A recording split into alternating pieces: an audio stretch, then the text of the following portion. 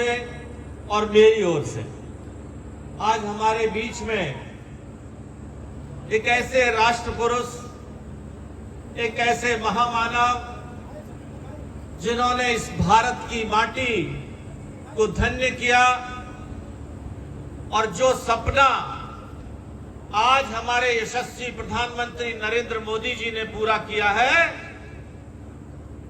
Doctor Shyama Prasad Mukherjee ji ने अपने जीवन की आहुति देकर जिस संकल्प को याद दिलाया था, एक देश में 2 विधान, 2 प्रधान, 2 निशान नहीं रहेंगे, ऐसे युग पुरुष आदरणीय पूजनीय श्यामा प्रसाद मुखर्जी जी के बलिदान दिवस पर, बलिदान इसलिए कि उन्होंने अपना जीवन राष्ट्र को समर्पित कर दिया था, सनातन सभ्यता को समर्पित कर दिया था।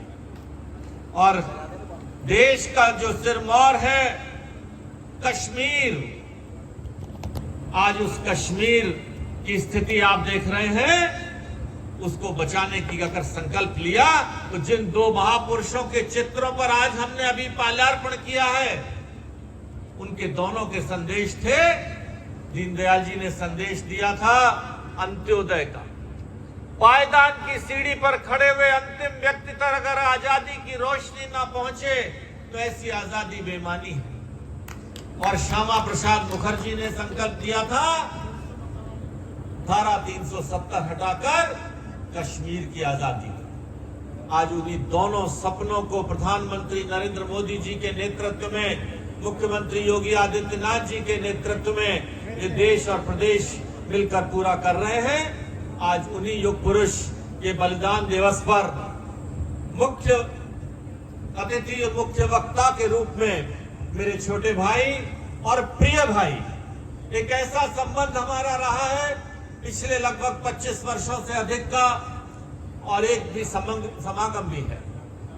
पहली बार 2012 में जब मैं राजनीति में लखनऊ पहुंचा था विधायक नोएडा बनकर, उस वक्त शामली के विधायक के रूप में भाई सुरेश राणा जी का साथ मिला, सानिध्य मिला, और एक टोली बनी थी। वहां एक टोली बनी थी, जो टोली उस वक्त राजनीतिक व्यवस्थाओं में जो विपक्ष का हमारा रोल था, कुल 42 विधायक थे हम, वो 42 विधायक पूरी विधानसभा में नाक में नकेल डाल के रखते थे। उसके लीडर के रूप में भाई सुरेश राणा जी थे। और जहां कहीं भी हिंदुत्व पर, कहीं सनातन पर, कहीं संकट की बात आती है, कहीं कोई प्रश्न चिन्ह उठता है, तो आपने सुना होगा भाई सुरेश राणा जी पीछे नहीं रह सकते।